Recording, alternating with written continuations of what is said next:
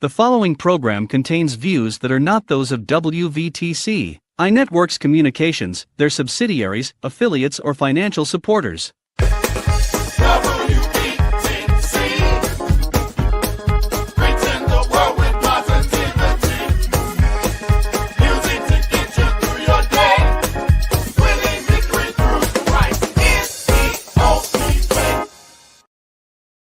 Go to your Apple or Google Play Store and download the WVTC Gospel Radio app today.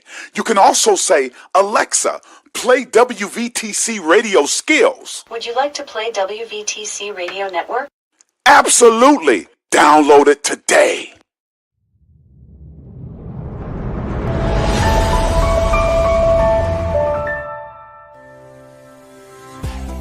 Welcome to WVTC TV Network, capturing family moments in real time, bringing families closer together from the comforts of home. We are unleashing something different to the world. Start your subscription today for the low price of $4.99 per month or $55 annually.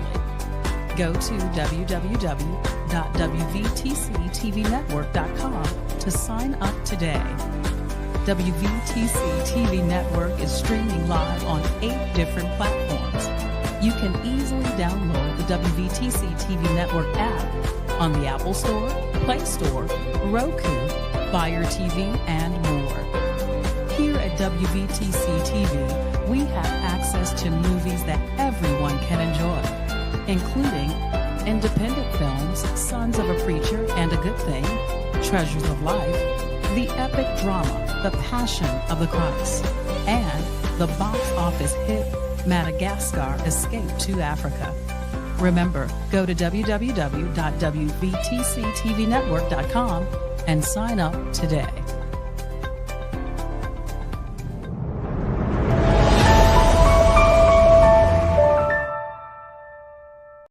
Dear God, in this moment I reach for the light.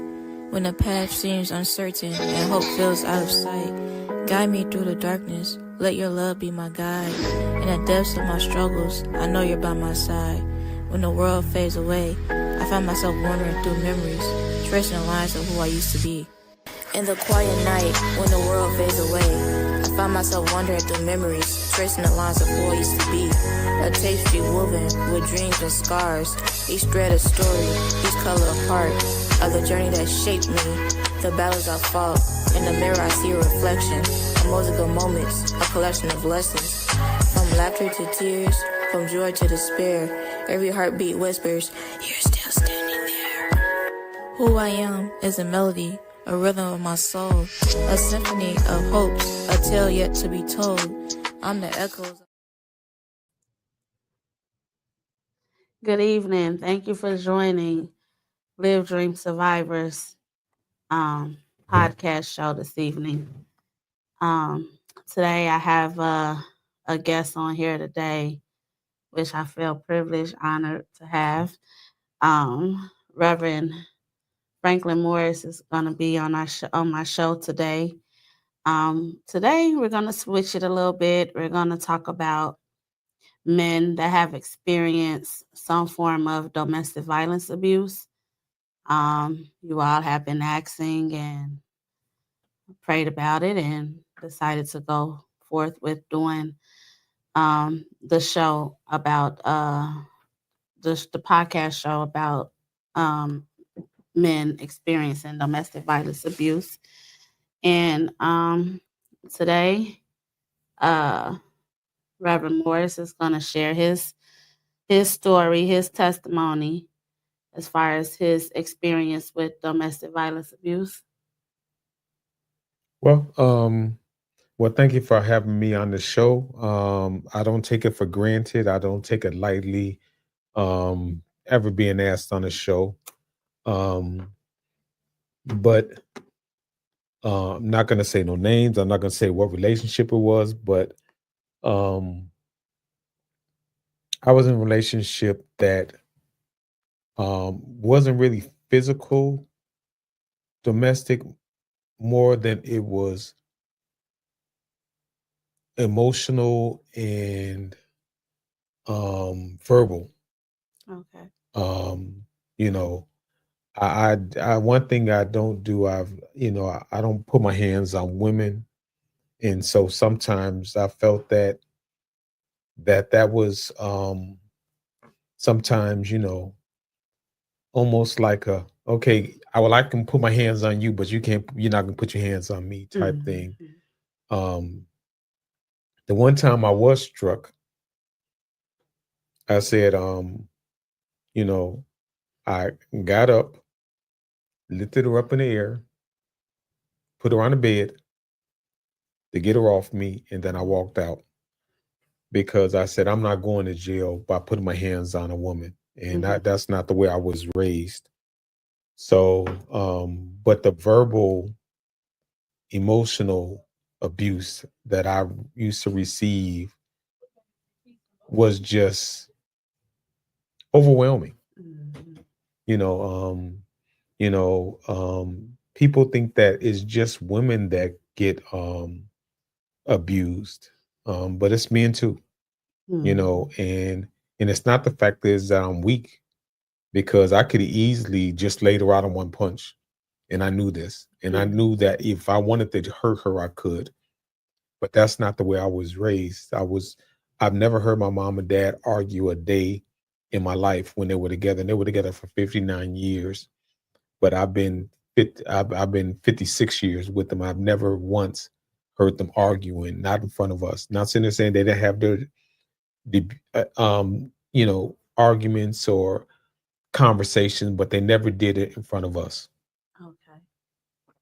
So, I guess when I was you know, yeah, hey cousin Gerald, how you doing? Yeah. So when I say that I had the perfect role models of how a real man's supposed to talk to a woman and treat a woman, I had that perfect role model. Not sitting there saying I've been perfect, Mhm. you know, but I have been perfect as far as not putting my hands on a woman. Even I try to do my best, try not to get into a verbal communication argument too. Um, so to the men out there, um, good evening, Good Dr. evening. Bernard. To the men out there that have dealt with domestic violence, I don't care if it's a woman or a man. If they are going to harm you in any way, shape, or form, it's time to go. Good evening. And that was my thing. I said when I got to the point that it was time for me cursing her out, Yeah. that's when I left Yeah. because in X amount of years, I had never sworn at her. And the day I left that relationship, I cursed at her. And I said, you know something, it's time to go Mhm. because I'm not going to jail for nobody. Good evening, good evening, good evening. Good evening. Um, so what would be the things that would lead into, the verbal abuse? I mean, what would lead her into talk to you, in a manner that you are uncomfortable with? I honestly, what you believe, a lot of that has to do with the environment that they were brought up in. Um, you know, um, you know, cursing each other out. That was just The way of something communicating. that was just a way of Mhm. communicating. Talking to, you know, each other disrespectfully, even though they loved, but that was their way of showing love. They did it in a manner that was verbally could be real downright disrespectful. But me not hear my mom and dad ever swear a day in my life, and not hearing my mom and dad have an argument, it was shell shock to me Mhm. because that's not what I saw. That's not what I heard. So to see that happening, I was just like, that's something that is a no-no for me now. You Yeah. know, if you do it once, and we have a conversation about it, and you do it twice, there ain't no, okay, well, let me just see what we can do. I'm out. There's no ifs, ands, and buts about it, because I'm not gonna let nobody mentally and emotionally abuse me ever again in life. I understand. I understand. Well, statistically, they say 1 out of 3 men have experienced sexual abuse, physical abuse, stalking by an intimate partner, um, and approximately 1 in 10 men report the incident of being victimized by an intimate partner. And they also were saying how I was talking to someone earlier today about it, and they were saying how it's harder for men to get reports of being abused in any kind of way.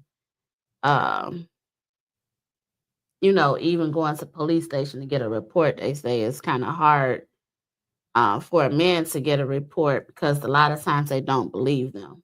Oh, So would you absolutely. say that when you experienced that, you just left? You didn't have to go to the extent of getting a order of protection or anything like that? No, and it's funny. A matter of fact, with this particular individual, it happened not once but twice. I Mm-hmm. said the first two are free, the third one to cost you, Right. because I'm not going to, and I'm trying to get away. I'm going to defend myself to the point that I need to get away. So I said, before it gets to that point, I got to go. So one time they called the police on me. The police pulled up, getting ready to take me to jail. And so they started telling me, put my hands up against the wall, and starting to handcuff me. And I said, listen, time out. Hey, Deacon Corey. I said, Hello. listen, time out. I have not put my hands on her. Right. They said, well, what do you mean? I said, I have not put my hands on her. Matter of fact, I didn't even curse at her. Matter of fact, I was just trying to leave. And the Yeah. police is just like, time out.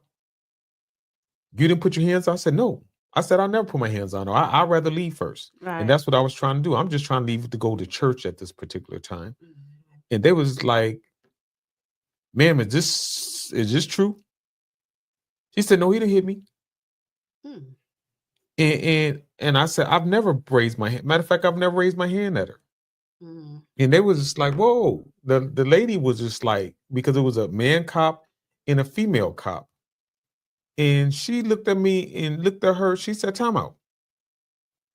You called the police for what? Well, because I was afraid he was gonna put his hands on me. Mm. I said, no, no. I said, she hit me. And I got up and I started putting my clothes on. And they were just like, I'm not gonna use the language that she used, Right. but she just told her, you got to be a little slow. I'm just gonna Mhm. make it more nicer. Right. You got to be a little slow. You got a man right here that has never put his hands on you and don't even swear at you, and you call the police on him. She said, sir, would you like to press charges? Mhm. And I said, no, no, ma'am. I just want to go to church. Mhm. I just want to go to church right now. And I just want to take my clothes, or at least take my coat with me and my Bible with me and get out of here. That was the second time it happened? That was the second time. Okay.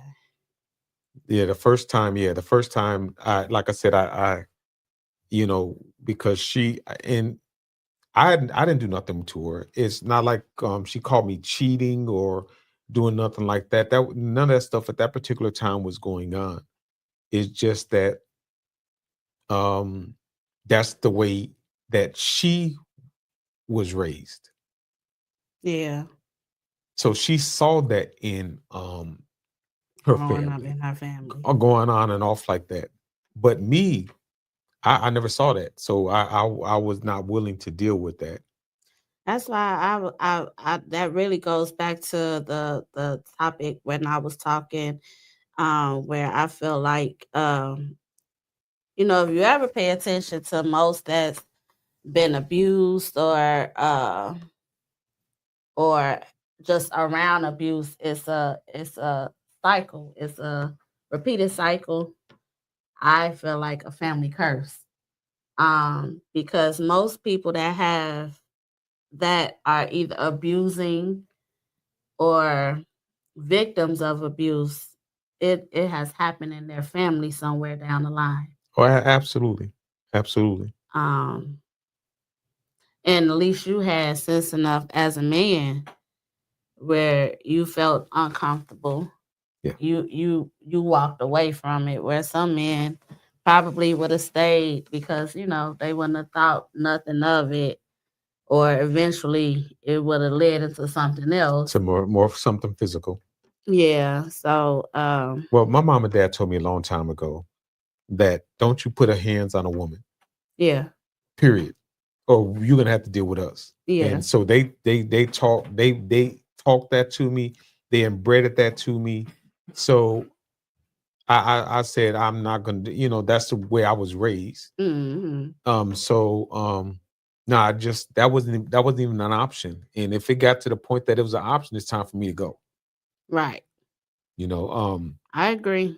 And it doesn't, to the men I'm talking out there, it doesn't make you weak to not put your hands on a woman. It doesn't make you weak. Matter of fact, it makes you even more stronger to be able to sit here and say, you can't put your hands on me or disrespect me with words or the way you treat me. And that's something that is not acceptable. No, it's not. It's not acceptable for a man to go through it or a woman to go through it. So yeah, I appreciate you coming on here just to share your story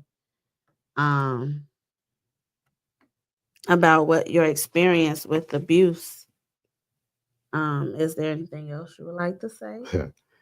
Well, half of the statistics you wrote, I've lived a part of. I normally don't talk about this. I normally don't talk about this because I think maybe once on the air, I think I might have mentioned it. But when I was 6 years old, I was sexually abused by my neighbor. Okay. And I don't talk about a lot. I do go more in detail in the book that I wrote. That'll probably be coming out sometime this summer. So when that happened, it changed me. I was probably more sexually promiscuous. Yeah. At an earlier age than I probably should have been.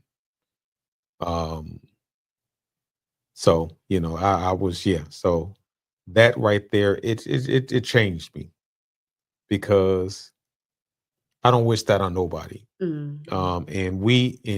And I didn't tell nobody until I got 17 years old. I finally told my mom what happened. And I didn't go in detail, but I just told her. And was he watching you? I mean, how y'all was just playing, or? I was taking our garbage in the backyard, and they thought I was outside playing with my next door neighbor, but I was outside taking our garbage in the backyard, and he just so happened to be back there. And he called me twice. And then after that, I just didn't take out the garbage, or I walked with a couple people to take out the garbage. But it was more than a notion, and I thank God that that number one, we moved not too much longer after that, and number two, that I don't remember who it was when I got older, because I'll probably be in jail right now. To be honest with you, you know, especially when I was younger too, and I was angry. I found myself getting angry a lot, um, just dealing with it. That's why I try to stay patient even as we speak now, Mm-hmm. because I don't ever want to let, as I preached on the other day, I don't ever want a Frazee to get out, and that's Frank, F-R-A, and then Z, crazy on the end. I don't ever Right. want Frazee to get out because if he ever gets out, I don't know if I'll be able to stop. So I've learned how to manage my anger. So Did you do any did show after talking to your family, your parents about it, did they push you in any counseling? no, actually, no. Back then, counseling, you really didn't talk about counseling back then. As Mhm. sad as it might sound, but you really did not talk about counseling. But the older I got, I realized that I do need counseling. Mhm. Um, Not just from that, but a lot of other stuff that had portrayed. Because when I was 8 years old, I was sexually abused by a older woman Mhm. at the age of 8. So yeah, I've lived a lot. So did you tell your parents about her? Mm-mm. Matter of fact, and the funniest thing is, as far as that, which is not funny, but I let my mom and dad read my book Mm. that'll be probably be published sometime this year. Before I want them to read it before it got out, so that they can see it Mhm. before it got published. And my mom was reading it before she passed away, and I called her and asked her. I said, "So, mom, what you think about the book?" She said, "I can't talk about it right now." Mhm. She said, "I had to stop reading after chapter 2 or 3. I couldn't do it." She said, "I'll try to read it later, but I just could not read the book." And then because she said I was just hurt, because she said I did not know. Did And she know the woman? oh yeah. Oh, okay. Okay. So but yeah, afterwards they asked me who it was, because they was like, okay, there's only a few people that have been around you. Because my mom, first of all, let me say this much. My mom and dad were great parents, great parents. They were all around me. They always made sure that I wasn't around people and things like that. So that being said, um, if a predator wants to get to somebody, Yeah. they're going to get to them. No Mhm. matter how much you try to keep them around you, no matter how often, because I had phenomenal parents and they didn't just let us stay anywhere. Matter Yeah. of fact, there was only 2 houses I could spend night over. My cousin Sherry and Bradley's house, when my auntie and them were there, and we couldn't even do it that often, and my best friend Jeff's house, Mhm. and which his mom is still, actually I just got off the phone with her a few minutes ago, which I still call her mom now, and I've been best friends with him for 46 years now. Okay. Those are the only 2 houses that I was ever able to stay over. Other than that, I couldn't go over nobody else's house, spend the night over there, and those were even down to a minimum. So, they did everything they could to protect us. But like you said, when predators make up in their mind, That's what they they gonna do. watch, Yeah. and it's most of the time the predators are people that are closest to your family, That they trust you that around. they trust you around. Mhm. So the Yeah. only thing I can tell somebody out there that might be going through this, is to make sure that you talk to your kids.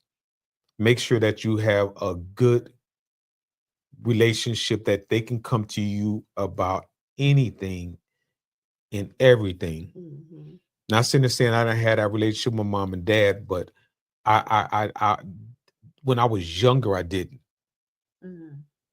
The older I get, yeah, You were able to talk to them I'm about able it. to talk Yeah. to them. We could talk about anything and everything. But when I was younger, Understood. It was, what was that? Now I was reading Tanisha's comment. She said, "Very true. The grooming is real." Yeah, the grooming is definitely real. Mhm. They watch, they monitor, they watch how you move, they watch how you talk. They even watch what the things that you like to be able to sit here To and say, "Oh, bribe here you. you Yeah. go, take this," Yeah. and try to make you, in the guy that was 6 when I was 6 years old, he kept me a baby because he threatened my life. He threatened my family's life. Mm. He said, if you tell anybody, not only will I kill you, I'll kill your family, That's what they do. At gunpoint. Yeah. So these are things um that we just have to watch our chew. Well, matter of fact, my girls will tell you, I didn't let them really spend night too many places at all. Mhm. You know, I watch them and I try to communicate with them. I talk to them. Um, Not sitting there saying that things haven't happened. They have, because the enemy's always moving. He's always cunning. He's always plotting to try to destroy our lives. This was a setup to destroy me so that I wouldn't be where I'm at today. You wouldn't fulfill your purpose. I wouldn't be able to feel my purpose. Because by the time I turned 21, 22 years old, I had considered killing myself, Yeah. because all the stuff that I had dealt with, I started having to have issues just mentally when I got a little older and life started really lively. Yeah. Yeah. When bills started being due, when and still never really dealt with the pain of going through that. Yeah. That's why it's good to be able to share your story, because being able to share your story is also healing. Yeah. You know, even though you wrote a book, that was your healing time. You know what I mean? Which I still can't read to this day. Yeah. But either way it goes, yeah, it is healing. But what I did sit here and promise God is that I will talk about it. I'm not going to be bashful about it. I will talk about it because I want somebody else, a parent, a youth, somebody that has been through this or going through that, to let them know that they're not alone, and that you can still make it out, and make it out with flying colors. If you was to tell me then what I'll be doing now, to be a CEO of a gospel radio station, of a TV network, of One Stop Media, Yeah. if you would have told me that I was going to be here, I'd say you done lost your mind. There's no way in the world somebody so broken at that particular time can do all that I'm doing. Yeah. Yeah. Well, as I stated before, our stories is um not our stories. It's for someone else. It's to help and heal someone else and heal us in the process. And well, we're running out of time for the show. And Wow, that was fast. it was. Oh my goodness. Yeah. Woo. Okay, I wanted to read a scripture, Psalms 107:20, and it says, "He sent his word and healed them and saved them from their destructions." Amen. So that's what God did for you. Amen. He heals you from before you were able to destroy yourself. Tanisha said it's great that you're talking about it, bro. Yeah, like I said, if I can be a blessing to somebody else and let them know that there's hope, even through the destruction, Yeah. even through the turmoil, even through the brokenness, there's hope. Yeah. Because I'm a living witness that there is not just hope, but if you just trust God, He will eventually allow you to learn how to make it past this pain. Yeah. Because it's hard. I mean, I'm not sure if a man feels different from a woman that experiences this trauma on both ends. It's both and you ends. experienced it not once not twice, but a few different times from a man and a woman. Yeah. So I'm sure that made you look at life a little different. Absolutely, absolutely. Matter of fact, I wouldn't wish that on anybody. Yeah. You know, I thank God that I didn't become a predator from that. Mm-hmm. Thank God that other things did not come from that. Mm-hmm. But God just kept me, and He kept my mind even when I should have lost it. But I thank you for this opportunity, being able to talk and share with you. Thank you for being on the show. And if for anyone that is experiencing domestic violence abuse at this time, you can reach out to my nonprofit, which is also called Live Dream Survivors Incorporated. You could contact us at 630-286-9514. And we are dedicated to creating a safe space for abused women and children recovering from the effects of domestic violence abuse. And we offer support with job placement, housing, and counseling. And then if you don't feel comfortable with contacting any one of us, you can contact the Domestic Violence Abuse Hotline, which is 1-800-799-7233. And again, thank you for tuning in to the Live Dream Survivors. And thank you for Reverend Morris being on the show to share his testimony, his story. And we will see you next week. Bye-bye. Bye. Go to your Apple or Google Play Store and download the WVTC Gospel Radio app today. You can also say, Alexa, play WVTC Radio Skills. Would you like to play WVTC Radio Network? Absolutely. Download it today.